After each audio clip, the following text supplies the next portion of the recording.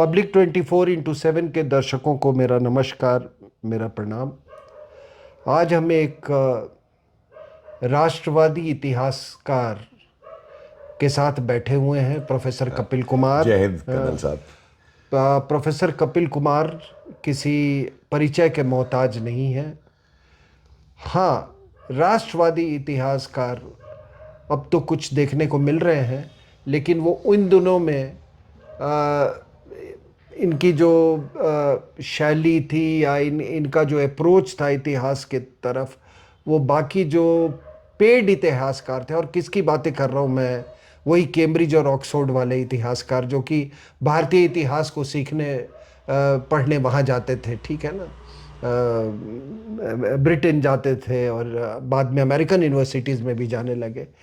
तो ये एक जाने माने राष्ट्रवादी इतिहासकार मैं इसलिए कहता हूँ क्योंकि इन्होंने, आप देखेंगे कि जो कि हमारी इतिहास से जुड़ी हुई जो अहम कुछ चीज़ें हैं, जो घटनाएं हैं, उसके ऊपर इन्होंने कई म्यूज़ियम बनाए हैं। जैसे आप जो त्रिमूर्ति में जो आप देखते हैं, उसमें भी उस म्यूज़ियम में भी इनका योगदान रहा है। लाल किले का म्यूज़ियम के ये कर्ता धर्ता यही थे। अभी जलियांवाला बाग में भी इन्होंने म्यूज़ियम तैयार किया है। 1857 पर एक म्यूज़ियम इन्होंने हरियाणा में अभी बनाया है। तो जब आपको इतिहास का बहुत गहरा ज्ञान हो, और गहरा ज्ञान से ज़्यादा उसकी अनुभूति हो, तभी आप इस तरह से अनुभूति से ज़्यादा मैं समझता हूँ कि क्लैरिटी, क्योंकि हम भी, I am not a historian by profession, लेकिन हमको रुचि रहे। आप देखेंगे तमाम किताबें मेरे पास इतिहास पे है। नहीं, आपकी बहुत अच्छी पकड़ है। लेकिन जब जब तक क्लैरिटी नहीं हो, कोई आदमी म्यूज़ियम नहीं स्थापित कर सकता है। तो ऐसे व्यक्ति से हम बहुत आज हम भाग्यशाली हैं कि हमको इनके साथ वार्तालाप करने का मौका मिला है, और एक ऐसे विषय पे जो कि अभी सबसे ज़्यादा ज्वलंत है, और वह है आरएसएस के 100 साल। तो प्रोफेसर साहब देखिए, गांधी के कांग्रेस और आरएसएस की उम्र लगभग बराबर है बहुत थोड़ा सा 2-3 साल 4 साल के जी। लिए। लेकिन गांधी का कांग्रेस जो है, वो बिल्कुल उसको आर्टिफिशियल, आप कहें वो वेंटिलेटर पे है, उसको किसी तरह से जिंदा रखा गया है। लेकिन आरएसएस बिल्कुल एक स्टडी मैनर में, ठीक है, उनको भी कई चुनौतियों का सामना करना पड़ा, लेकिन बिना किसी प्रचार के इस तरह का एक एक संस्था जो कि जिसकी ताकत हमेशा बढ़ती गई हो, ताकत या अपील कहें वो बढ़ती गई हो, इसका कारण क्या है सर? जय हिंद सिंह साहब। देखिए, सबसे पहली एक इतिहासकार होने के नाते हम साक्ष्यों पे जाते हैं, और बिना साक्ष्य के मैं कभी कोई बात नहीं करूंगा। अगर मुझे तुलनात्मक, जैसे आपने ये बात कही अभी करने को, तो मेरे एकदम दिमाग में ये बात आई कि कांग्रेस और राष्ट्रीय सेवक संघ, इन दोनों का जो गठन हुआ, अगर हम उस गठन का एक तुलनात्मक अध्ययन करें, कि कांग्रेस का गठन किया था एओ ह्यूम ने। हालांकि सुन्नाथ बनर्जी वगैरह इंडियन एसोसिएशन वगैरह बना चुके थे पहले, लेकिन उनको नहीं बुलाया गया था। और साफ कांग्रेस को बनाते हुए ह्यूम ने कहा था, क्योंकि इतने घबरा गए थे अंग्रेज 1857 के बाद में कि दोबारा कहीं ऐसा ना हो जाए। और ह्यूम तो खुद सीआईडी विभाग में रहे थे, और उसने खुद कहा है कि मैंने वो रिपोर्ट देखी थी कि फिर देश खड़ा हो रहा था।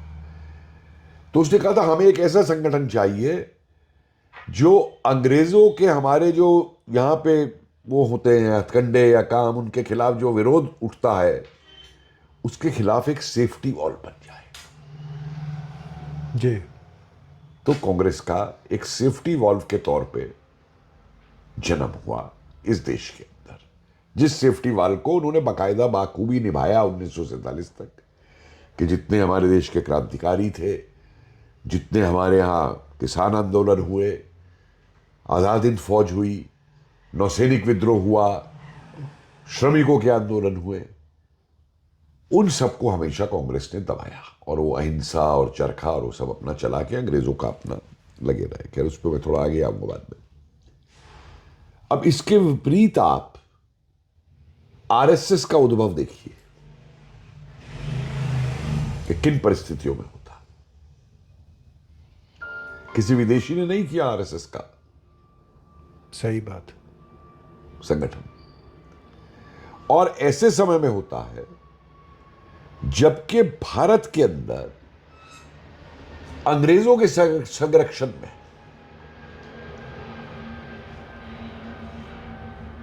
फेनेटिक मानसिकता, इस्लामिक मानसिकता अपनी चरम सीमा पे पहुंच रही थी। मुस्लिम लीग बनवा चुके थे अंग्रेज 1906 में, ढाका में बिठा करके बड़े बड़े ये मुस्लिम नवाबों को और इनको।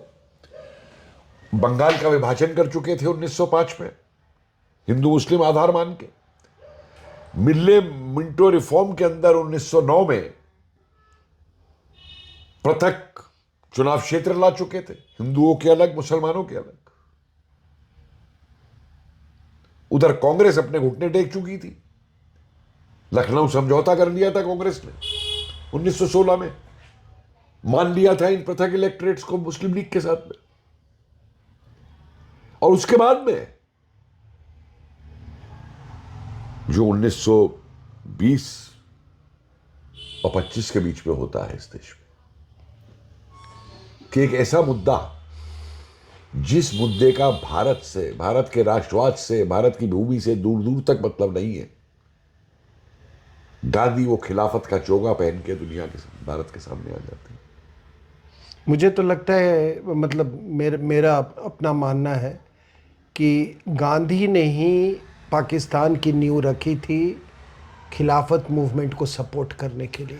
देखिए पाकिस्तान की नींव तो सबसे पहले नहीं, देखिए वो 1906 में मानता नहीं हूं नहीं मैं। नहीं नहीं नहीं नहीं नहीं नहीं नहीं नहीं सर, पाकिस्तान की नींव तो 1858 में सैयद अहमद खान ने रखी थी। वो पॉलिटिकली मैं बात कर रहा हूं। नहीं पॉलिटिकली बता रहा हूं सर आपको। 1887 की भी उसकी स्पीच देखिए ना सैयद अहमद खान की, मैं पढ़ कि रहा दो हूं। तलवारें एक मयान में नहीं रह सकती। एंग्लो जो पूरे खैर छोड़िए, हाँ। लेकिन गांधी ने जो किया इस समय कि अपने आप को स्वदेशी कहने वाला, बड़ी आज भी हम गांधी की स्वदेशी की बात करते हैं ना, एक विदेशी मुद्दे को, खिलाफत के टर्की के मुद्दे को लेकर के यहां लामबंदी कर रहा है, मोबिलाइज कर रहा है।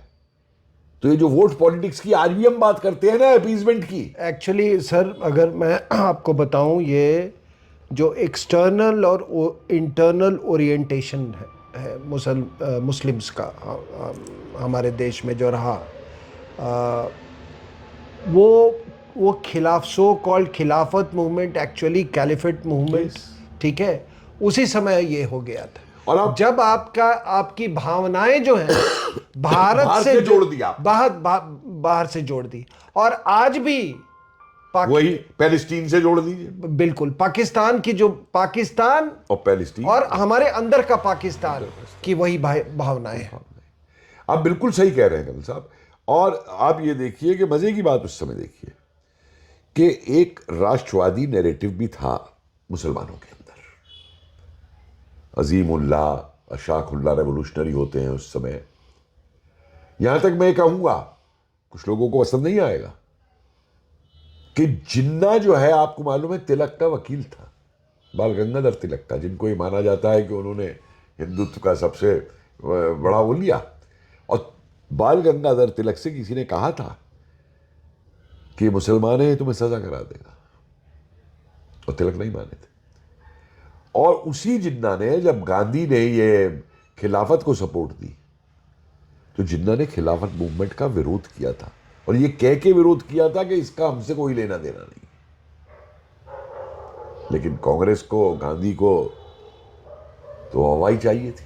और सर सबसे बड़ी बात यह है कि पता नहीं, अगर मैं होता या आप होते, कोई एक नॉर्मल व्यक्ति, वो अगर खिलाफत मूवमेंट में जो रवैया रहा उस समय गांधी का और कांग्रेस का, पता नहीं मैं क्या कर अरे देखिए, सिंह साहब, हिपोक्रेसी देखिए। गांधी ने असहयोग आंदोलन में ये कॉल दी, बायकॉट करो, स्कूल छोड़ दो, कॉलेज छोड़ दो, वकील वकालत ना करें। और जब खिलाफत वाले दोनों अली भाइयों को अरेस्ट करती है अंग्रेजी सरकार, तो गांधी उनका मुकदमा लड़ने पहुंचते। क्या है? और ये अपने लोगों से इसको छुपाना, इसको एक स्वतंत्रता, खिलाफत मूवमेंट को एक स्वतंत्रता आंदोलन का रूप देना, हिस्सा देना, ये कितना बड़ा पाप था सर अपने लोगों के साथ। ये किया गया। और इसके साथ जो और चीज हुई इस समय, मोफला हुआ केरला के। वही मोपला की बात कर रहा हूं मैं। नहीं, खिलाफत और खिलाफत के आफ्टर शूट मोपला हुआ। आफ्टर शूट मोपला हुआ मोपला हुआ। तमाम उस समय देश में हिंदू मुस्लिम रॉयट्स हो रहे हैं जगह जगह के ऊपर। और ऐसे समय के अंदर आरएसएस का गठन होता है। और एक बात मैं उनसे पूछना चाहता हूं, जो आरएसएस को आज भी कहते हैं कि ये वो कम्युनल है, सांप्रदायिक है। भैया, मुस्लिम लीग सांप्रदायिक नहीं थी। बिल्कुल सही। मुसलमान अपने अधिकार को मांगे तो सांप्रदायिक नहीं है, लेकिन अगर हिंदू ने अपना अधिकार मांग लिया तो हिंदू सांप्रदायिक हो गया। ये चाल अंग्रेजों ने भी चली लगातार। आरएसएस को अंग्रेजों ने बैन किया सांप्रदायिक बता करके, लेकिन मुस्लिम लीग को कभी अंग्रेजों ने बैन नहीं किया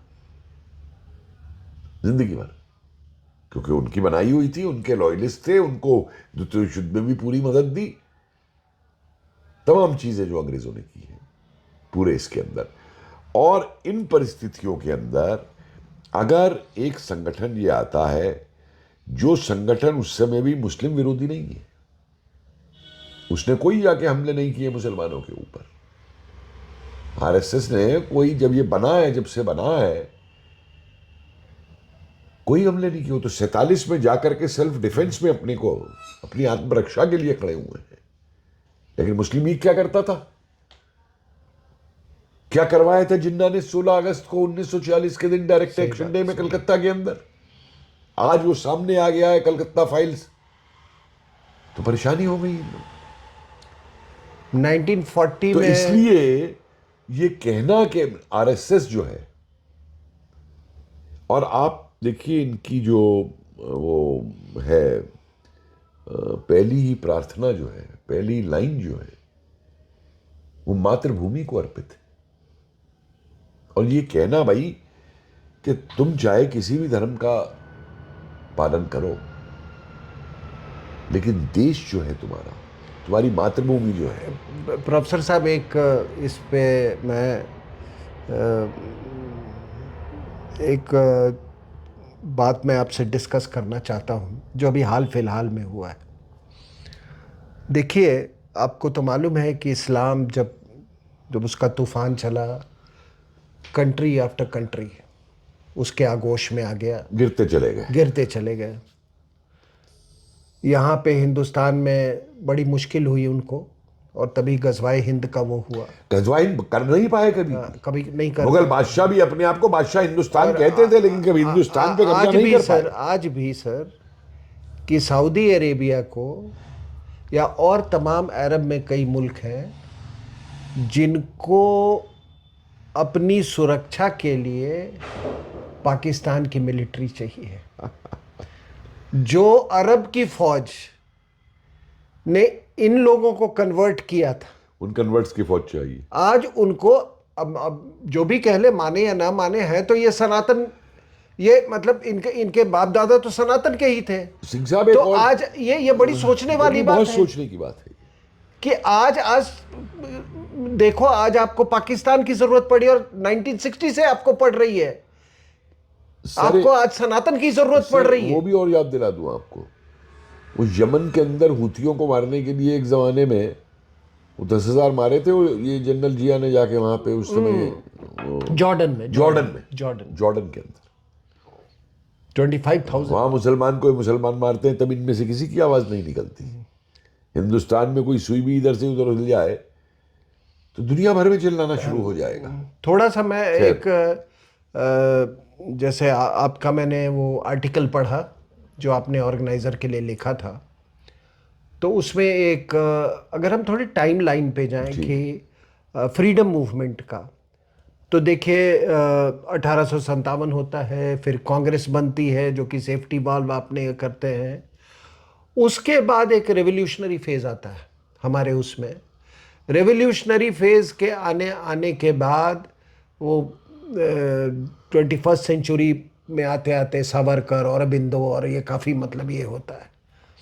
उसके बाद से मुस्लिम लीग बनती है, क्योंकि रेवोल्यूशनरीज उस ज़्यादा बंगाल के उस इलाके से थे, पंजाब से थे, तो उसको ये करने के लिए फिर मुस्लिम लीग बनता है 1906 में। 1906 के बाद फिर ये रेवोल्यूशनरीज को दबाने के लिए, अभी तक तो सेफ्टी वाल्व का काम कर रहा था, फिर गांधी को खड़ा किया जाता है।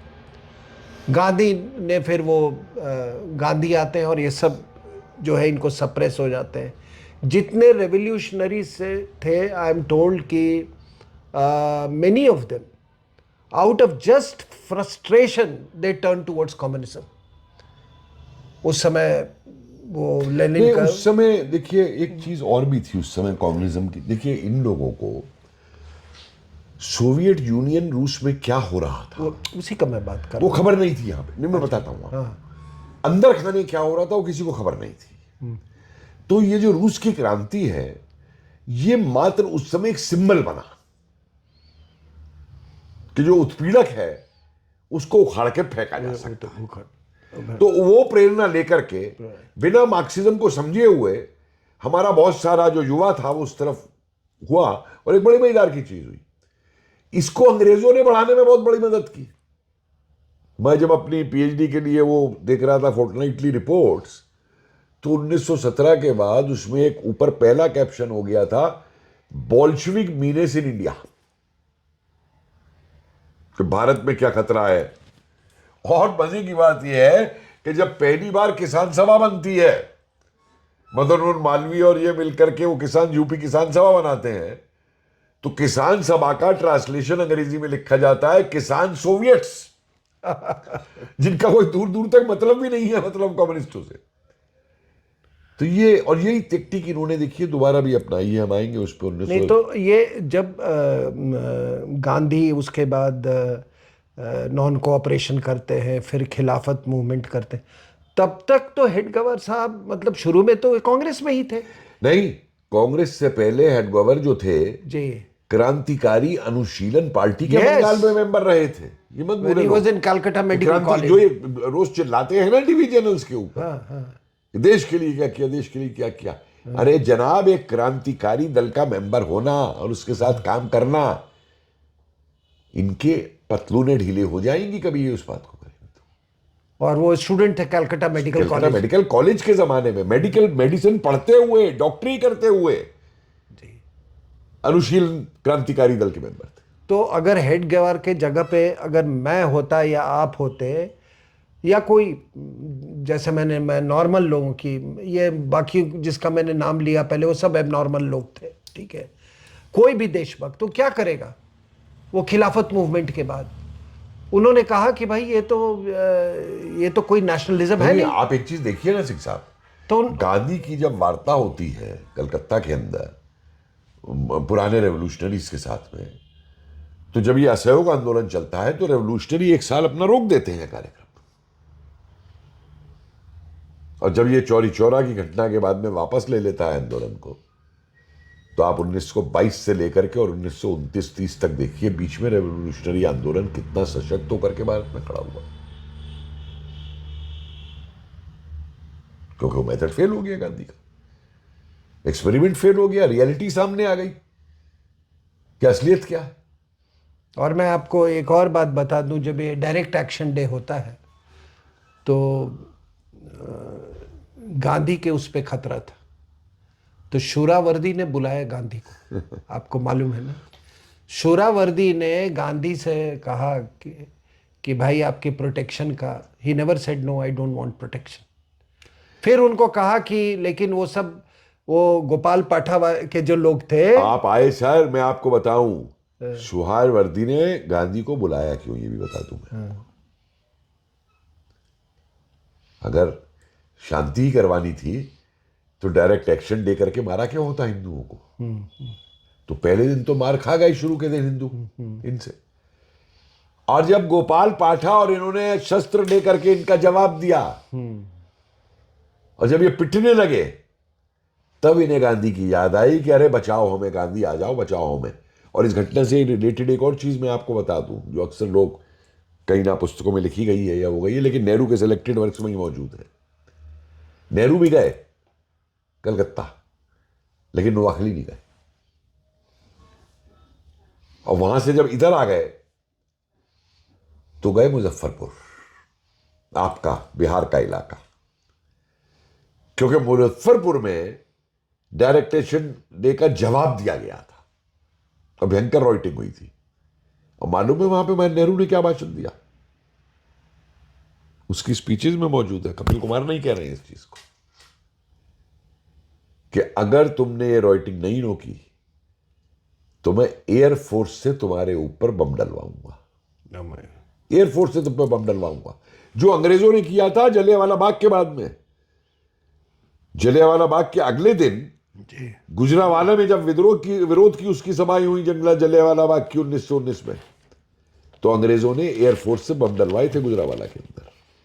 और वही अंग्रेजों की भाषा जो है नेहरू जो है अपने उन भारतीय हिंदुओं के लिए बोल रहा है जो उठ करके बचाने के लिए खड़े हुए हैं। क्योंकि एक बात मत भूलिए कि बहुत से लोग बिहार के इन इलाकों से बंगाल में थे जिस समय डायरेक्ट एक्शन हुआ मुस्लिम लीग की तरफ से, और उनके कत्ल हुए थे। तो ये हेडगेवार साहब 1920s में ये वर्किंग कमेटी के मेंबर थे। नहीं, वर्किंग कमेटी के नहीं, लीडरशिप थे लोकल लेवल पे। लेकिन आप दूसरी और चीज बट ही वाज जेल्ड। हाँ, ही वाज जेल्ड। 1921 में जेल में गए। जी जी जी, जेल में गए। अच्छा, मेरा दूसरा सवाल है, ये बताइए कि 1929 में जब कांग्रेस ने लाहौर में पूर्ण स्वराज का वो किया था, तब आरएसएस ने अपने पूरे जो शाखाएं हैं उसमें कहा था, उनको इंस्ट्रक्शंस दिया था कि आप सेलिब्रेट करें इसको इस तरीके से। तो इतना बड़ा देशभक्ति का उदाहरण, और ये यही दिखाता है कि उनको आरएसएस को कभी कांग्रेस से कटुता नहीं रही है। नहीं नहीं, देखिए आप, इसका तो सबसे बड़ा प्रमाण मैं आपको बता दूं, ये तो एक बहुत बड़ा प्रमाण है ही है कि 26 जनवरी 1930 के दिन देश भर के अंदर जब मनाया गया स्वतंत्रता दिवस, इंडिपेंडेंस डे, तो संघ ने के शाखाएं, सारी शाखाओं ने उसमें हिस्सा लिया। लेकिन लोग ये भूल जाते हैं कि 1942 के अंदर श्यामा प्रसाद मुखर्जी ने, जो बंगाल में मिलीजुली सरकार चल रही थी, उसके वित्त मंत्री से इस्तीफा दिया था 1942 के अंग्रेजी रिप्रेशन के विरोध में। और 8 अगस्त को मूवमेंट शुरू हुआ था। 14 अगस्त को ही श्यामा प्रसाद मुखर्जी ने वाइसरॉय को चिट्ठी लिख दी थी कि ये तुम्हारा तरीका गलत नहीं है। और उस चिट्ठी के अंदर बाकायदा एक के बाद एक श्यामा प्रसाद मुखर्जी ने कई बार ये कहा कि जो कांग्रेस इस समय मांग रही है वो सही मांग रही है, जो कांग्रेस की आवाज है वो देश की आवाज है। बड़े बड़े कोट्स मौजूद हैं उनके उस लेटर में, पढ़ने लायक लेटर है वो। लेकिन उस लेटर को तो ये कभी इतिहास की किताब में पढ़ाएंगे नहीं, और ना ये पढ़ेंगे जो चिल्लाने वाले लोग हैं। और फिर नवंबर में उन्होंने इंतजार किया, सरकार को कहा कि मैं तुम्हें समय देता हूं कि अपनी नीति बदलो। 1940 में प्रोफेसर साहब, आपने अपने आर्टिकल में भी लिखा है कि 1940 में ब्रिटिश ने आरएसएस को एक कम्युनल ऑर्गेनाइजेशन डिक्लेयर कर दिया। तो ये अपने जो गांधी और जो बाकी लोग थे, इन्होंने क्यों नहीं आवाज उठाई? नहीं कि आप मुस्लिम लीग क्यों नहीं कम्युनल? देखिए, सबसे पहले ये हरकत शुरू होती है सेंट्रल प्रोविंसेस से, मध्य प्रदेश से। और ये शुरू होती है जब 1930 के अंदर जो आंदोलन हुआ, जो आदिवासियों का समर्थन किया संघ ने, और जो आंदोलन वहां पे चला, उसमें भी अरगांवकर जेल गए थे। तो उस आंदोलन से सेंट्रल प्रोविंसेस की जो सरकार है, क्योंकि वही नागपुर और इन इलाकों में हुआ था ये, वो हिल गई थी। तो सबसे पहले 1932 में जाकर के, करीब 31 या 32 में, सेंट्रल प्रोविंसेस की जो सरकार थी प्रोविंस की, उसने इनको कम्युनल डिक्लेयर किया। और इनके डिक्लेयर करने के, और ये उन्होंने ये ऑर्डर निकाले कि कोई भी सरकारी अधिकारी जो है वो संघ का सदस्य नहीं हो सकता, इनकी मीटिंग में नहीं जा सकता। और अगले ही वर्ष फिर एक ऑर्डर निकाला कि हमें पता चला है कि कई सरकारी स्कूलों में काम करने वाले टीचर जो हैं वो अध्यापक जाते हैं इनकी मीटिंग के अंदर, तो उस पर ही बैन लगाया। और मजे की बात ये देखिए कि जो ये उस सेंट्रल ब्रिटिश गवर्नमेंट ने किया उस समय सेंट्रल प्रोविंसेस के अंदर, 1934 में कांग्रेस ने भी ये कर दिया। कम्युनल ऑर्गेनाइजेशन है संघ जो है। नहीं, और फिर विदेशी महिला ने भी प्रयास किया ना सर, 26 से 11 करवा के विदेशी महिला एंड गैंग, वो भी तो यही साबित करना चाहती थी ना। देखिए ऐसा है कि 47 के बाद से नेहरू को जो है, नेहरू ऊपर से चाहे कितना भी अपने आप को दिखाए कि वो सुरक्षित है और वो है या वो है, अंदर से नेहरू अपनी सत्ता को लेके बहुत घबराया रहता। हिंदू मोबिलाइजेशन को लेके बहुत चिंतित हिंदू रहे। मोबिलाइजेशन उसको मालूम था कि हमें चुनौती दे सकता है। इसके अलावा आप देखिए एक एक और जो लोग थे, जितने सोशलिस्ट थे कांग्रेस के अंदर, जितने वो थे, वो सारे कांग्रेस छोड़ के बाहर जा चुके थे। चाहे वो लोहिया रहे हो, या चाहे वो अच्युत पटवर्धन रहे हो, चाहे और रहे हो, कितने लोग इस तरह, जयप्रकाश नारायण रहे हो, कई वो छोड़ के जा चुके थे। तो नेहरू के अंदर जो है, और एक बहुत बड़ा अंदर उसके डर था कि कहीं सुभाष बोस ना वापस आ जाए। ये वो एक बहुत तो इंटरनल जो नेहरू की वो है, तो उस वजह से उससे कैसे बाहर निकला जाए। ये देखिए, जब हम ये इसका पूरा विश्लेषण करते हैं तो कांग्रेस में एक तरह का एक ऐसा ग्रुप था जो कि ये हमेशा ये चाहता था कि ट्रांसफ़र ऑफ पावर की जो मलाई जो है, बस मलाई उन्हीं तक सीमित रहे, उनके और उनके बच्चों के तरह। नहीं, देखिए दोनों इसमें चीज़ें हैं कि मलाई सीमित रहे, और इस मलाई की वजह से वो जो तुष्टीकरण की नीति ली गई, जी जी, वो 1947 से ही ली गई। कैसे, आप देखिए ना कि जितने लोग यहाँ से पाकिस्तान गए, जब ये कहा गया कि भाई इनके जो घर हैं और वो ये हैं यहाँ पे, जो रिफ्यूजी उधर से आए हैं उनको दे दिए जाए, तो चाचा जी क्या बोलते हैं, नहीं नहीं नहीं नहीं, वो कभी भी वापस आ सकते हैं। समझे आप, वहां से जो बीज बोए, और सबसे बड़ी बात, पाकिस्तान बन गया, और जो हमारी संविधान सभा है, उस संविधान सभा के अंदर 28 मुस्लिम लीग के सदस्य कांग्रेस रखती है। वो हमारा संविधान बनाते हैं, उस पर दस्तखत करते हैं, और फिर 1950 में पाकिस्तान जाते हैं। तो इससे बड़ा मजाक क्या हो सकता है। हमारे सुप्रीम कोर्ट के जो जजेस को ये मालूम है कि नहीं, ये जो बकवास करते रहे। ऑक्सफोर्ड नहीं, ये हार्वर्ड वालों को कहाँ मालूम होगा सर। ये कहते किसी एक व्यक्ति ने संविधान बनाया, तो बाकी जो कॉन्स्टिट्यूएंट असेंबली में डिबेट जो हो रहे थे वो खाक हो रहे थे। अगर कोई एक व्यक्ति चेयरमैन था ड्राफ्टिंग कमेटी का, वो सबकी व्यूज लेके, और उसके बाद से it used to be put to vote, और वोट जब जिसके जो मेजॉरिटी के उसमें, तब वो उसको लिखा इंक्लूड किया जाता था कॉन्स्टिट्यूशन में। यही नहीं, उस व्यक्ति के साथ सलूक भी क्या किया इन्होंने। एक तरफ तो कहते हैं उसने संविधान बनाया, 370 पे क्या कहा था उस व्यक्ति ने, वही कह रहे हैं। पाकिस्तान को लेके क्या सर, इसीलिए मैं कह रहा हूं कि ये कहना कि अगर वो, I have got great regards for that man. मैं अंबेडकर साहब की बात कर रहा हूं, बहुत क्लियर थे वो इंडिया और पाकिस्तान को लेके, बहुत क्लियर थे आर्टिकल 370 को लेके। अगर उनकी चलती होती, अगर वाकई में, अगर जो आप कहते हैं कि संविधान, ये सुप्रीम कोर्ट के जजेस इसको थोड़ा सुन ले बड़े ध्यान से, जो मैं कहने जा रहा हूं कि अगर उनकी चलती होती तो संविधान का स्वरूप कुछ और होता। 370 नहीं होता। अगर 370 नहीं होता सर, वर्ड सोशलिज्म नहीं होता। अंबेडकर साहब ने कहा था कि ये सब फॉरेन टर्मिनोलॉजी है, ये मैं फ्यूचर जनरेशंस पे छोड़ देता हूं, they may come up with a better concept than sir socialism. वो तो चित्र वगैरह सब उन्होंने लगाए हाँ, जो उसके अंदर बने तो हैं। तो माननीय जज साहब लोग ये सुन ले, अगर अंबेडकर साहब की पूरी चलती ना, अगर वो संविधान पूरी तरह अगर उनको, तो संविधान का रूप कुछ और होता।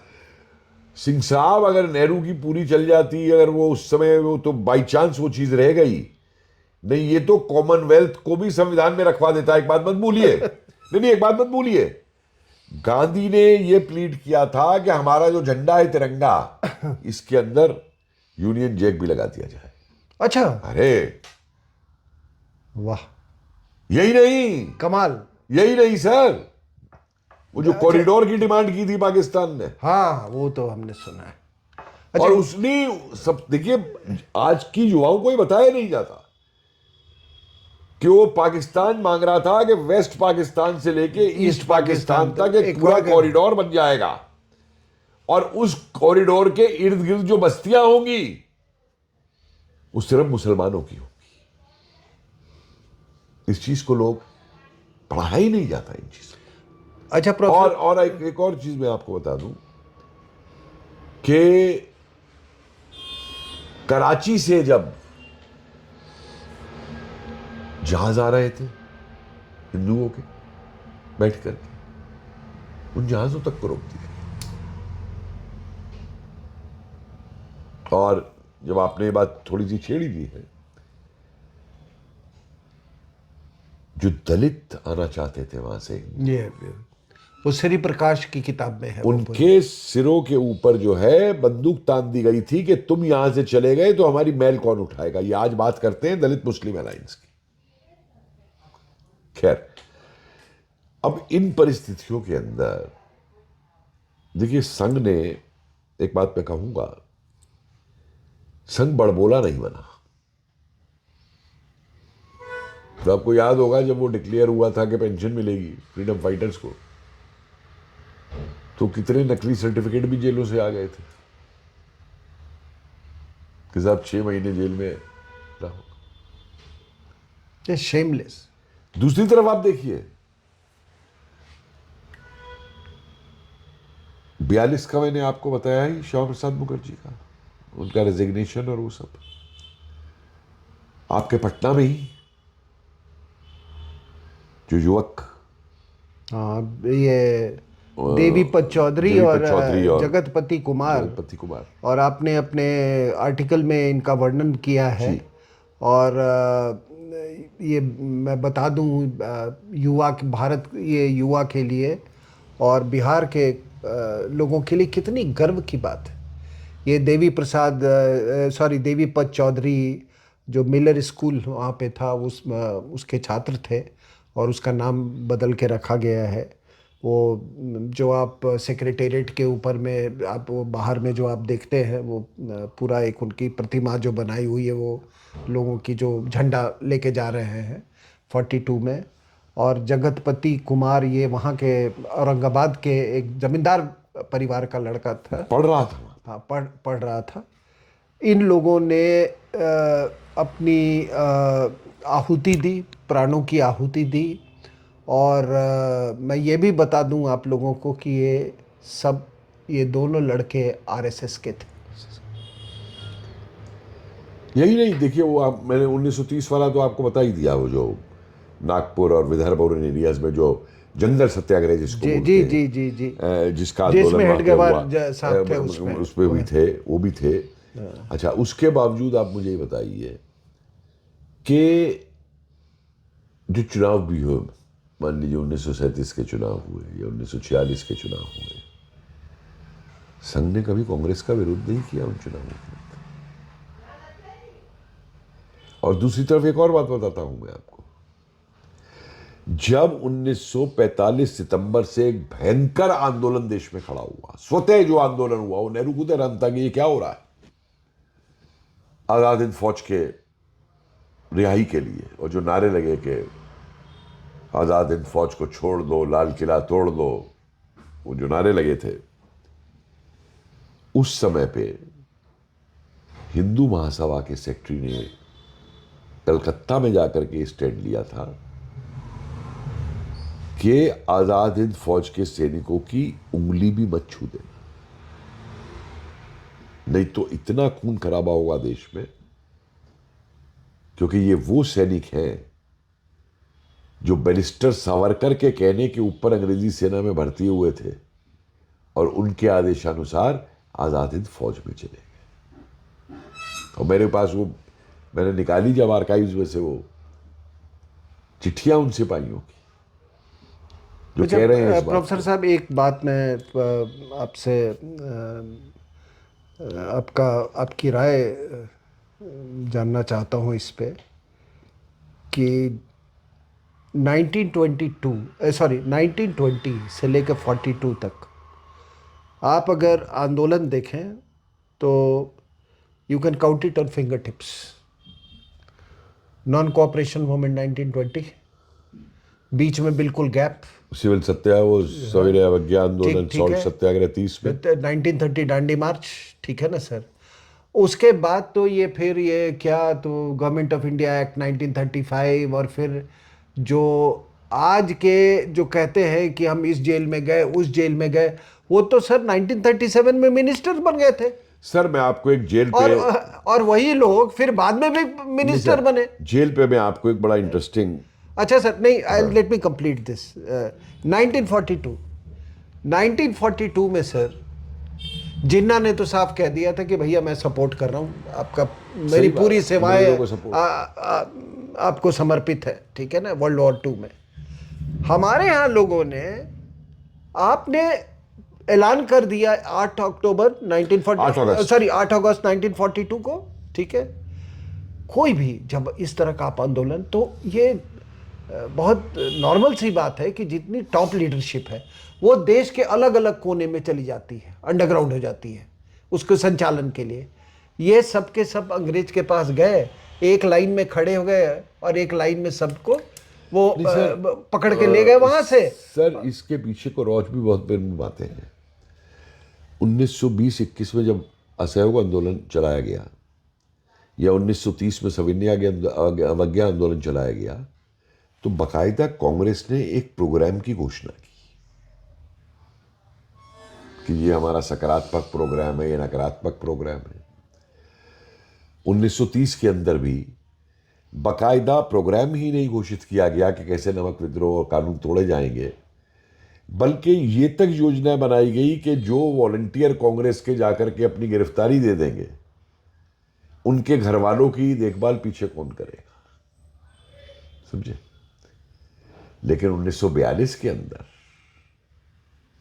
और एक ऐसे समय पे, जिस समय पे कि गोरी फौज हिंदुस्तान में सबसे ज्यादा मौजूद है, आप ये नारा दे रहे हैं करो या मरो। अब ये कोई कहेगा इसे हिंसक नारा है, तो मैं तो, अहिंसक नारा है तो मैं तो नहीं मानूंगा कि करो या मरो का क्या मतलब है। अगर मैं आपसे, कोई आप पे आपदा है और मैं आपसे कहूं करो या मरो, तो आप क्या करेंगे? नहीं, लेकिन और 1942 में आप देखें कि तो कांग्रेस जो असली लड़ने वाले थे, जयप्रकाश नारायण। सर मैं उसी पे आ रहा हूं। फिर एक चीज जो भारत से छुपाई गई, आप 18 अगस्त और 31 अगस्त की आजाद हिंद रेडियो बर्लिन से नेताजी सुभाष चंद्र बोस की स्पीचेस सुनिए, जो उन्होंने कार्यक्रम दिया। हाँ जी, उन्होंने कहा कि उन्होंने इसको गुरिल्ला, अहिंसक गुरिल्ला युद्ध बताया, क्विंटेडम, और युवक को क्या करना है, युवतियों को क्या करना है। I have seen that programme. और नहीं, डे 1 को क्या, और मजे की बात यह है, ये तक उस प्रोग्राम में दिया कि जो खानसामा अंग्रेजों क्या काम करते हैं उनको क्या करना है, कि ऐसा खाना बनाओ या बीमार पड़ जाए, रेल की पटरी उखाड़ना, ये सब करना। और इसी प्रोग्राम को भारत की जनता ने अपनाया। जो असली काम करने वाले थे 42 के, आपने जयप्रकाश जी का नाम लिया, कितनी प्रताड़नाएं उनको दी गई जब गिरफ्तार करके लाहौर जेल में 21 दिन तक सोने नहीं दिया गया। चित्तू पांडे ये पूर्वांचल के ही इधर इलाके में, और तमाम ये और लोग, राजनारायण थे, अरुणा सफली थी। अरे कितनी किताबों में उषा मेहता का जिक्र होता है दोबारा के उसने उस जमाने में वो रेडियो चलाया बाकायदा हिंदुस्तान के अंदर, मुंबई से। मैं मिल चुका हूँ उषा मेहता और से। अलग अलग छुप करके। और सबसे हैरानी की बात देखिए कि पहला काम जो इन कांग्रेसियों ने किया जेल से छूटते ही 1945 में, वो भर्त्सना कर दी कि 1942 के आंदोलन के अंदर जो कुछ हुआ हम इससे किनारा करते हैं, हमारा इससे कोई मतलब नहीं, कोई डायरेक्शन नहीं था। बिल्कुल ठीक है भाई, क्योंकि इन्होंने तो कार्यक्रम दिया ही नहीं था। जो अगर आप मेरे अंडरस्टैंडिंग 42 के आंदोलन पे मानेंगे तो मेरा यह मानना है कि खुद कांग्रेस के अंदर उस समय राजगोपालाचारी नहीं चाहते थे कि आंदोलन हो, मौलाना आजाद नहीं चाहते थे कि आंदोलन हो, और गांधी तो उस समय मौलाना आजाद पे अनुशासनात्मक कार्रवाई तक करना चाहते हैं। ये लोग जो सवरकर सवरकर कहते हैं ना, ये जरा कांग्रेसी नेताओं को भी पूछ लेना इनको देख करके। ये कांग्रेस ने दो वजहों से ये आंदोलन की कॉल दी। पहला तो मेरा ये मानना है कि ये इनकी एक वो बार्गेनिंग का तरीका था, भावतोल करने का। नहीं मुझे नहीं, मैं आ रहा हूं आपकी दूसरी बात पे भी आ रहा हूं कि एक तो तरीका ये था कि शायद अगर हम ये कॉल दे देते हैं कि हम आंदोलन करेंगे तो अंग्रेज क्योंकि युद्ध लड़ रहा है, परेशानी में है, तो ये घोषणा कर देगा कि हमें ये डोमिनियन स्टेटस मिल गया, आजादी नहीं। क्योंकि 1929 में आजादी घोषित करने के बाद में भी पूर्ण स्वतंत्रता, राउंड टेबल कांग्रेस में गांधी उसे छोड़ के फिर वापस डोमिनियन स्टेटस पे आ गए थे। और दूसरा कारण जो आप बता रहे हैं वो आप ही बताएं तो ज्यादा नहीं अच्छा है। मेरा ये मानना है कि इन्होंने समझौता कर लिया था अंग्रेज़ों के साथ कि देखो हमको बाहर रखोगे तो हमें जवाब देना अपने लोगों को बहुत मुश्किल हो जाएगा कि आप क्यों अपनी फौजें को सपोर्ट कर रहे हो, तो हमें कि अंदर कर दो, हमको अंदर कर दो और जो मर्जी करो, और जो तब तक मत निकालना जब तक लड़ाई नहीं खत्म हो जाती है। और ये आराम से वो ये 1945 तक रहे। जैसे ही वॉर खत्म हुआ, सुभाष चंद्र बोस के वो काले कोट पहन के चले गए उसके नहीं सर, और रहे कहां पे जरा ये भी सोच लीजिए। वही कह रहे हैं ना कि आगा खान पैलेस, परिवार के साथ, सेक्रेटरी के साथ। और ब्रेकफास्ट। मैंने तो ये फोर्ट देखा है जाकर के, वो अहमदनगर वाला फोर्ट जो है, जी जी जहाँ सबको रखा गया था।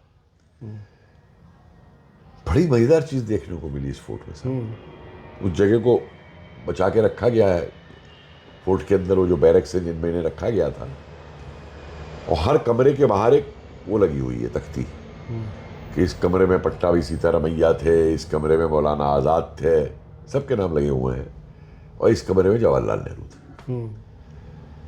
तो सबके कमरों में तो सिर्फ पट्टी लगी हुई है बाहर। हाँ जी जी और जो जवाहरलाल नेहरू का कमरा है जी।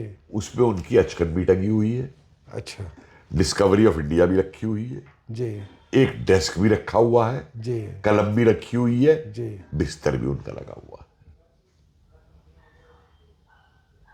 तो क्या कहूं। नहीं मेरा अपना मानना है कि अगर वाकई में हमने छीन के लिया होता, अगर ट्रांसफ़र ऑफ पावर हुआ होता है, ट्रांसफ़र ऑफ पावर अगर नहीं हुआ होता और छीन के हमने आज़ादी ली होती, तो शायद हमारे देश के नेतृत्व का जो शीर्ष टॉप लीडरशिप है उसका स्वरूप कुछ और होता, आपके संविधान का स्वरूप कुछ और होता, और आपके जो लोग जिन्होंने वो आगा खान पैलेस और वो तरह के वो पैलेस में जगह पे वो लाइब्रेरी वाली जेल, वो ब्रेड ऑमलेट वाली जेल, वो रेडियो वाली जेल, वो अखबारों वाली जेल, जो लोग वो उन लोगों ने जो ट्रांसफ़र ऑफ पावर के बाद वो देश पे हावी हो गए और ये बताना शुरू कर दिया इन्होंने कि एक झूठा ये कि हमने बहुत सैक्रिफाइस किया। नहीं सिंह साहब, पहली बात तो ये देखिए ट्रांसफर ऑफ पावर पे बात आई कैसे। स्वतंत्रता की जो बात थी, आप इनके भाषण देखिए उठा करके, जवाहरलाल नेहरू के कांग्रेस के प्रेसिडेंट बना दिए गए थे। बाहर जितने पब्लिक भाषण है इनके, मैं सारी स्पीचेस देखी 1946 की, nothing less than complete independence, पूर्ण स्वतंत्रता से नीचे कुछ नहीं। और अंदर जाके क्या हो रहा है, मेरी आंखें फटी रह गई जब मैंने मई 1947 की जो एटली की कैबिनेट मीटिंग है जी। ब्रिटिश प्रधानमंत्री की, उसके मिनट्स पढ़े। मालूम है मिनट्स में क्या लिखा है सर? कि अब कांग्रेस के नेता ये कह रहे हैं कि भारत की आजादी 2-3 साल चल सकती है, क्योंकि उसने कहा था ना टाइम लेंगे, उसने तो ये नहीं कहा था हम अगस्त में चले जाएंगे, अगर हमें डोमिनियन स्टेटस दे दिया जाए और तुरंत ट्रांसफर ऑफ पावर कर दी जाए। आगे उसमें नीचे लिखा है, इसने हमारा काम आसान कर दिया है, this has made our task easy, now we can have a Hindu dominion and a Muslim dominion. अब हम एक हिंदू डोमिनियन और एक मुस्लिम डोमिनियन बना सकते हैं, और जो बनाए गए डोमिनियन बनाए गए। आप कोई भी अंग्रेजी वो उठा करके देख लीजिए उस पीरियड। भाई 46 में प्रधानमंत्री तो नेहरू थे ना। 14 अगस्त को भारत के प्रधानमंत्री कौन था उस समय इंटरिम गवर्नमेंट में? नेहरू थे ना। नेहरू थे। भारत सरकार का गजट देखिए 14 अगस्त का जी। India means dominion of India, Pakistan means dominion of Pakistan. आपको मालूम है किंग ने जो बोला करते थे ना, इंडियन एम्पायर सबसे बड़ा ग्लिटरिंग क्राउन में हमारे हीरा है, भारत के साम्राज्य का तखत 24 जून 1948 के दिन का गजट जो है लंदन का, उसमें गजट होकर के अंग्रेजी राजा ने उस दिन छोड़ा। और जब राजगोपालाचारी को गवर्नर जनरल बनाया गया माउंटबेटन के बाद जाने के बाद में, तो वो तो चिट्ठियां बहुत वायरल कर दी गई है कि नेहरू किंग को लिख रहे हैं इंग्लैंड के, अरे तुम स्वतंत्र थे कि I the prime minister of your Indian dominion on behalf of the ministers of your Indian dominion seek your permission to appoint Rajagopalachari as the next governor general. Professor sir, आपने वो एक ऑपरेशन मैड हाउस के बारे में लिखा है। मैंने इसके बारे में पहले नहीं मैं पढ़ा था कभी, इसका कुछ बताया? ऐसा है सिंह साहब, मुझे एक बात का बड़ा अफसोस होता है कि 1976 के अंदर ट्रांसफर ऑफ पावर के सारे वॉल्यूम्स आ गए थे, और अंग्रेजों ने उसको इंडिपेंडेंस वॉल्यूम्स नहीं कहा था, ट्रांसफर ऑफ पावर के वॉल्यूम्स कहा था। एक इतिहासकार को छोड़ के, प्रोफेसर सुमित सरकार, मैं काफी इज्जत करता हूं उनकी, उन्होंने उन्हें कंसल्ट किया और अपनी लेखनी में उनसे बदलाव किए। लेकिन ये जितने बड़े बड़े और इतिहासकार जेएनयू में और उधर उधर बैठे थे, ना तो इन्हें फुर्सत थी कि वो इतने मोटे मोटे वॉल्यूम देखें। मैं पढ़ रहा हूं, मैं आज तक पूरे नहीं पढ़ पाया, थीमेटिक निकालता हूं, पढ़ता हूं। तो स्पष्ट चीज सामने आ चुकी है, जो बात आप ये कह रहे हैं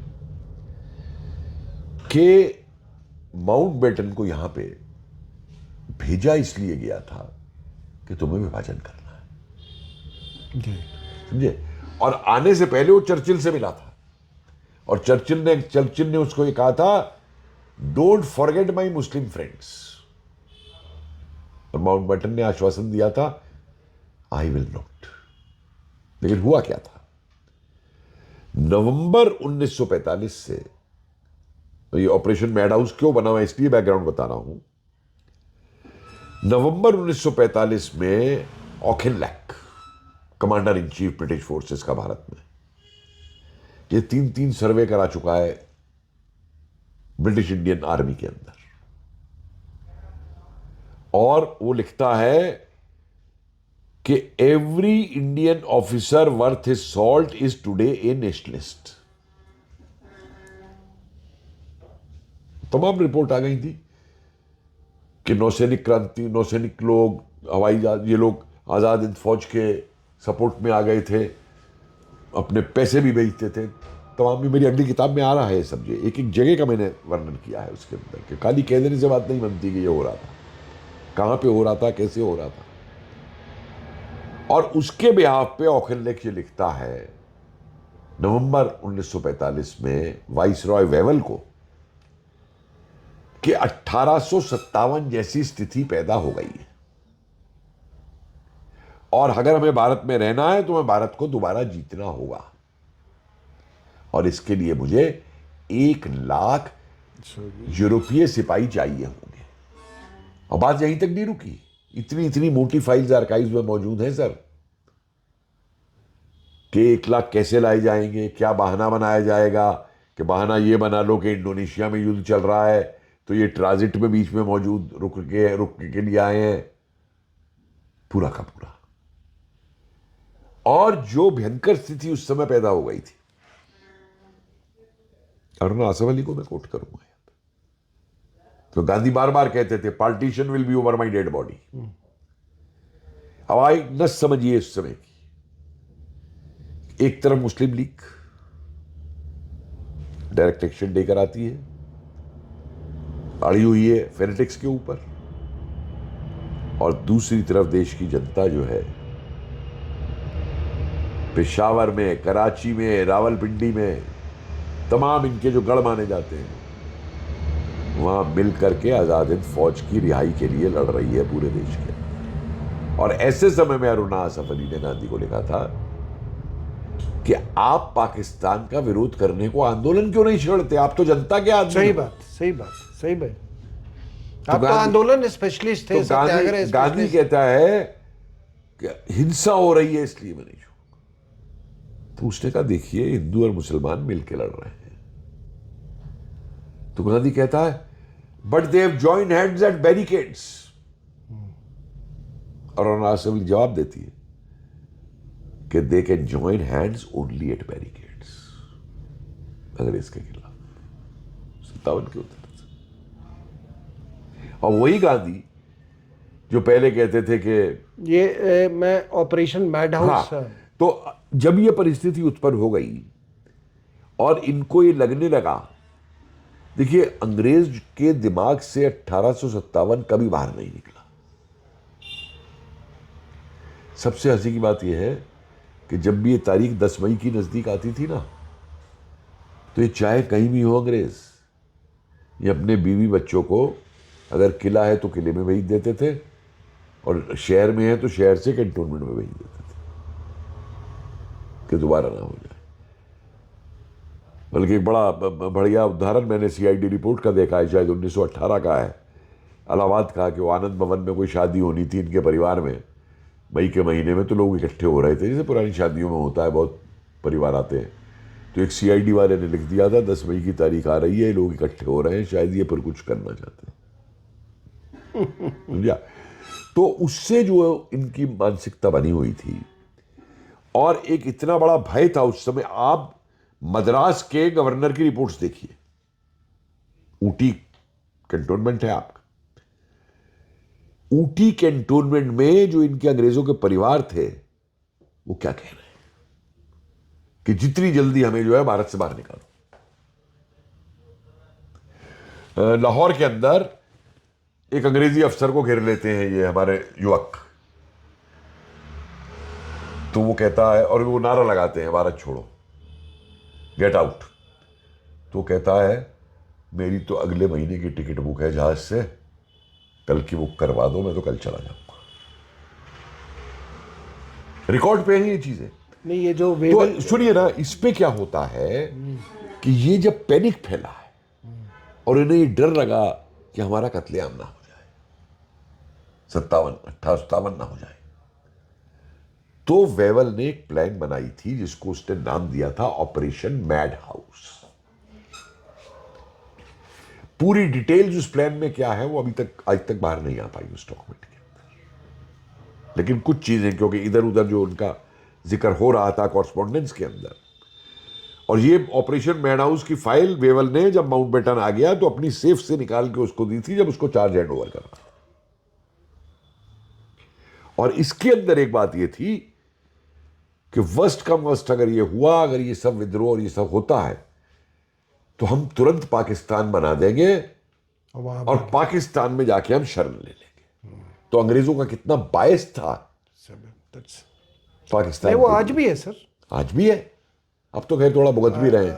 अभी मैं कहता हूं ना इनसे, ये आज जो लंदन में हो रहा है ना, जब उनके पैट्रियट्स आज कहते हैं, तो मैं कहा भैया चर्चिल से पूछो ना ग्रेव में जाकर के, एटली से पूछो ना ग्रेव में जाकर के। हमेशा कहता हूं कि अमेरिका और ब्रिटेन का जो पाकिस्तान प्रेम है, वो आप उसको कभी भी कम आंकने की कोशिश मत कीजिए सर। खाली पाकिस्तान प्रेम ही नहीं है, उसके पीछे आप तो इतने, आपको तो मालूम ही है ये चीज कि बहुत बड़े सामरिक कारण भी। मैं बिल्कुल उसी में कह रहा हूँ बहुत कि कश्मीर को आजाद रखना चाहते थे, जी जी।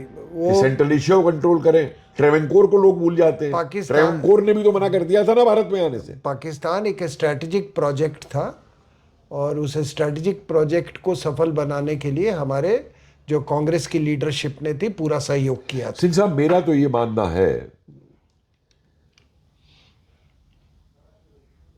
कि बाई चांस अगर पाकिस्तान की डिमांड नहीं भी होती, तो अंग्रेज इतने बड़े हिंदुस्तान को एक उसको सत्ता को नहीं देखे जाते। और ये इस बात से मैं सबूत देता हूं कि जो देशी रियासतें थी वो राज्य नहीं थे, राष्ट्र नहीं थे, अंग्रेजी साम्राज्य की देशी रियासतें थी। तो प्रोफेसर साहब, मैं आखिरी में मैं ये जितनी बातें हमने की, आपने बिल्कुल सही कहा कि वो तो चाहते थे कि विभिन्न गुटों में बटा रहे देश, चाहे वो मज़हब के नाम पे हो या जाति के नाम पे हो या आइडियोलॉजी के नाम पे हो या प्रिंसली स्टेट्स के नाम पर हो। तो आप नहीं समझते हैं कि इस पूरे जो जियो पॉलिटिकल जो उस समय फ्लक्स जो था, या जो केमिस्ट्री जिसको कहते हैं, उस केमिस्ट्री में एक सबसे पॉजिटिव फैक्टर रहा है राष्ट्रीय स्वयंसेवक संघ। मैं आपको इसका जवाब देना चाहता हूं, बताना चाहता हूं। 46 के अंदर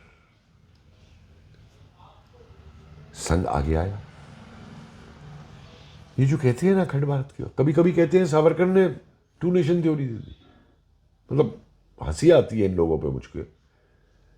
संघ ने हमेशा एक भारत की बात की। सुभाष चंद्र बोस ने एक भारत की बात की।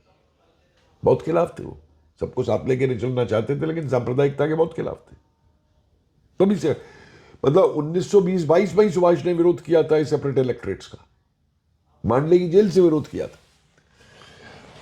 ऐसे समय के अंदर जब संघ बात कर रहा है कि भारत का विभाजन नहीं होना चाहिए, तो संघ राष्ट्र विरोधी है, सांप्रदायिक है या राष्ट्रवादी है?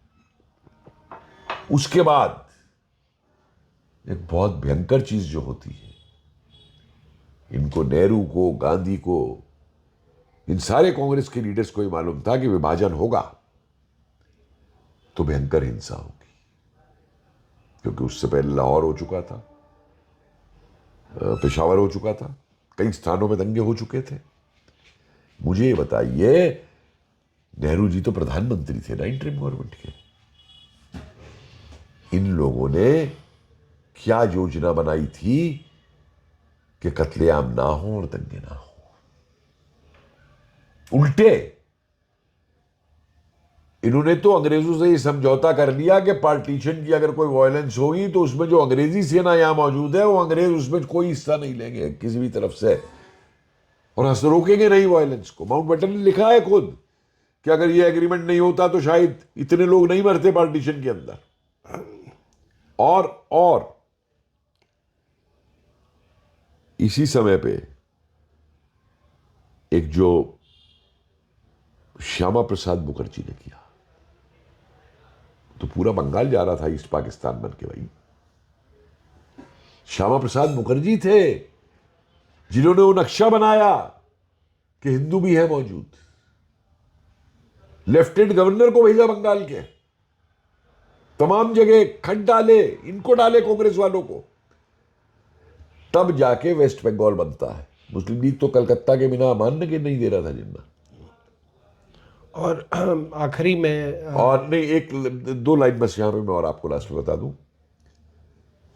सितंबर 1947 का एक खत है, सरदार पटेल के नाम लिखा हुआ, नेहरू की कैबिनेट के रक्षा मंत्री सरदार बलदेव सिंह का। बकायदा नेहरू अपने रक्षा मंत्रालय के पैड पेपर के ऊपर मोहर के साथ में 2 पेज का खत है, और उसमें जो बातें कह रहे हैं कि 20,000 हिंदू और सिख स्त्रियां लाहौर में इनके पास अभी भी मौजूद है, जिन्हें हमें बचा के लाना है, और अंतर्राष्ट्रीय परिस्थितियों के कारण मैं सेना नहीं भेज सकता। ये डिफेंस मिनिस्टर कह रहा है हिंदुस्तान का, आज का और तब का फर्क देखिए।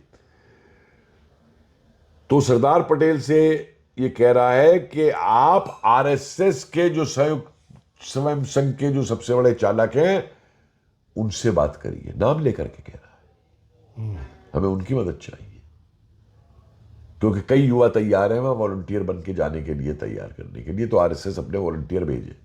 खाली 62 के युद्ध में ही नहीं हुआ। और उसकी कॉपी जो है लेटर की, नेहरू को नहीं भेजता है, प्राइम मिनिस्टर को बलदेव सिंह, वो श्यामा प्रसाद मुखर्जी को भेजता है। उसके बाद 370 आपके सामने, श्यामा प्रसाद जी ने अपना तो बलिदान दे दिया। मैं तो उसको हत्या मानता हूं, कोई और माने या ना माने। क्या एक संविधान, एक झंडा, ये कहना देश विरोधी है? क्या ये सांप्रदायिक है जो श्यामा प्रसाद जी ने मांगा था? आप सांप्रदायिक कह दें, उसके बाद आप देखिए, अभी मैं इस पे नहीं जा रहा कि कांग्रेस ने सोमनाथ का मंदिर बनने में क्या सलूक किया राजेंद्र प्रसाद जी के साथ है, लेकिन गोवा का स्वतंत्रता संग्राम मुझे बताइए किसने चलाया? और आखिरी में मैं पूरा आपको और फिर 62 आई जाता है आपके सामने। और एक बात और बता दूं आपको, मेरा खून खौल उठता है जब ये कम्युनिस्ट सवारकों को गाली निकालते हैं और ये कहते हैं कि संघ ने हिस्सा नहीं लिया राष्ट्रीय आंदोलन के अंदर। अरे तुमने क्या किया? तुम्हारा पीसी जोशी तो चाकरी करते मर गया चर्चिल की, उस समय भी जहां बंगाल में तुम्हारा सबसे बड़ा कैडर था, जब बंगाल के लोग अकाल से मर रहे थे, तुम गिरफ्तार करवा रहे थे क्रांतिकारियों को 42 के, और पैसा ले रहे थे अंग्रेजों से बाद में अपने अखबार छापने के लिए। मैं नहीं कह रहा हूं, फाइलें मौजूद पड़ी हैं नेशनल आर्काइव्स के अंदर। और फिर आपके सामने 62 सामने है कि अपने ही इनका वो पटवर्धन, वो कहता है मैं भारतीय सैनिकों को खून दूंगा, तो उसे पार्टी से निकाल देते हैं। ये लोग बात करके संविधान और राष्ट्रवाद की दुहाई हमको देते हैं ये। और जो आपने पहला सवाल पूछा था कि कांग्रेस तो आ गई है वेंटिलेटर के ऊपर, सर वो वेंटिलेटर में तो आई चुकी है, और अब उस वेंटिलेटर के अंदर वो जो ऑक्सीजन भरी जा रही है ना, वो भी वो सोरस दे रहा है, या वो कोलंबिया से आती है या मलेशिया से आती है, वो ऑक्सीजन भी वहां से आती है पूरी की पूरी। और आप संघ का विस्तार देख लीजिए, कभी कोई आपदा हो, भूचाल हो, साइक्लोन हो, बाढ़ हो, संघ आ गया। ने आपको एक मैं बात बता दूं आखिरी में, और ये आरएसएस का चरित्र बताता है कि एक I think x naval officer है, आई थिंक सिख का, अगर मैं गलत अगर नाम ले रहा हूँ अगर, तो मुझे माफ़ कीजिएगा, बट यहाँ भाव ज़्यादा इम्पोर्टेंट है। तो उन्होंने वो एक वो भी ये रिलीफ का काम करते हैं, और ह्यूमैनिटी के लिए बहुत सारे प्रोजेक्ट्स उन्होंने बनाए हुए हैं। तो जब कश्मीर घाटी में जब फ्लड्स आया था, तो बहुत बढ़ चढ़ के उन्होंने काम किया था। तो उन्होंने कहा कि मैं जब ये रिलीफ वर्क वहाँ करने लगा, तो कहा मेरे साथ कोई और नहीं आया, केवल आरएसएस वाले थे। और एक बात उन्होंने कही, प्रोफेसर साहब, जो कि मेरे दिल को छू जाती है, कि ऐसा भी हो रहा था कि कुछ जगह पे वो रिलीफ ले भी रहे थे और पत्थर मारने लगते थे। तो इन्होंने कहा आरएसएस वालों को कि आप लोग को ये नहीं होता कि आप इनको तो सारी राहत पहुंचा रहे हैं और फिर ये आप ही के ऊपर में फिर हावी हो, मतलब ये आप ही के फिर दुश्मन बन जाएंगे, फिर आप ही को मारने लगेंगे। तो आरएसएस वालों ने कहा कि नहीं, हमारे संस्कार में ये नहीं,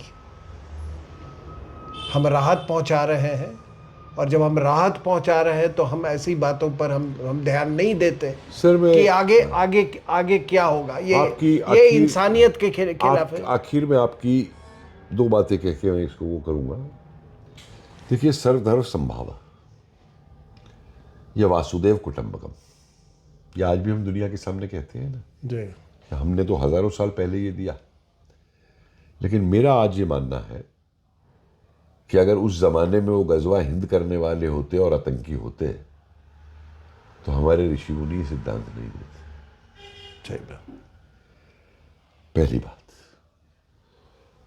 दूसरी बात मैं कहना चाहूंगा कि इन्होंने तो हिंदू टेररिज्म शब्द भी बना दिया, हिंदुत्व टेररिज्म शब्द बना दिया और ये कर दिया।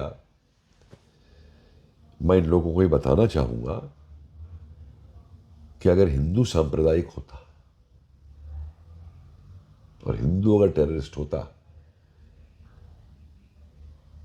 तो चाहे करोड़ जिहादी आ जाते, पाकिस्तान का बाप नहीं बन सकता। सही बात। मैं आपको बताऊं, हिंदू ने टॉलरेट किया। सर, इतना बड़ा पलायन हो गया कश्मीर से 90 में, बता रहा हूं ना आपको, और उसमें से कि हिंदू इतने अगर गुर्बत की हालत अगर में। हिंदू कॉमन। और एक आखिरी बात मैं और कह दूं सिंह साहब आपसे, मैंने पहले भी कही है ये बात, कि ये जो आज अराजकता फैलाने वाले हैं ना, ये वो जनरल जिंकी फिंकी क्या निकाल लिया है कि इन्होंने इन अराजकतावादियों, जिहादियों और जो गद्दार हमारे इनके साथ हैं, विदेशी ताकतों के हाथों पे खेलने वाले, उनको भी एक बात बता दूं कि तुम लोग बड़ी संविधान की किताब हाथ में लेकर के और हर बात पे तुम्हें संविधान याद आ जाता है और संविधान की दुहाई देते हो। उस संविधान को ध्यान से पढ़ लो भाई। उस संविधान में वो सारी धाराएं मौजूद हैं कि अगर देश में कोई अराजकता फैलाएगा और देशद्रोह करेगा तो संवैधानिक तरीके से सरकार उसका क्या इलाज कर सकती है। तो मजबूर मत करो सरकार को, नहीं उन्हीं संवैधानिक धाराओं के आधार पर इन देशद्रोही ताकतों का अगर सरकार इलाज करने पे उतर आई तो भागते फिरोगे इधर से उधर, जैसे अभी मैं देख रहा हूं कि एक दिन नारे लगवाते हो, दूसरे दिन माफी मांगते हो। जय हिंद। बहुत बहुत धन्यवाद प्रोफेसर साहब, बहुत अच्छा लगा आपसे सर, बातचीत। आपसे तो हमेशा बहुत सीखते हमारी हैं तो हम लोग। बातचीत होती रहती है। बहुत सीखते और हैं मैं आपसे। थोड़ा दर्शकों को कह दूं कि देखिए, मुझे मालूम है ये पूरा जो हमारा ये कार्यक्रम नहीं, जो हमारा डिस्कशन जो हुआ वो थोड़ा लंबा है, लेकिन जब इतिहास के गहराई में आप जानना चाहते हैं तो वो इंस्टेंट नूडल तो है नहीं। तो इसके लिए आपको थोड़ा बड़े धैर्य से अगर कुछ सीखना चाहते हैं। विषय ऐसे है, मेरी तो अपनी चैनल के ऊपर तमाम और बहुत से वीडियोस इसमें कई लोग कहते हैं कि नहीं नहीं नहीं, आप ना 10 मिनट 5 मिनट का बनाया कीजिए। ये तो मेरा चैनल है नहीं, लेकिन पब्लिक 24/7 ने मुझसे आग्रह किया, तो मैं यही कहूँगा कि बड़े धैर्य से और बड़े ध्यान से इसको सुने। और प्रोफेसर साहब से बहुत कुछ सीखने को मिलता है। आज भी मैंने इनसे बहुत कुछ सीखा, और इसी तरह से देश में नैरेटिव बनता है और हम लोग सब इसी काम में लगे हुए हैं कि कैसे एक पॉजिटिव माहौल बने जहाँ पर आप सबकी, हमारी, आपकी सबकी पॉजिटिव एनर्जीज जो है। सिंह साहब देखिए, सबसे बड़ी बात इस समय ये हुई है देश के युवा में कि आज देश का युवा ये अच्छी तरह समझ चुका है कि अगर देश बढ़ेगा तो मैं भी बढ़ूंगा। अब जो दूसरी बात युवा को पूरी तरह समझ में और लानी है कि देश को बढ़ाने के लिए और खुद को आगे बढ़ाने के लिए इन गद्दारों को तुम्हें पीछे देखना। बिल्कुल बिल्कुल बिल्कुल। बहुत बहुत धन्यवाद। नमस्कार, जय हिंद।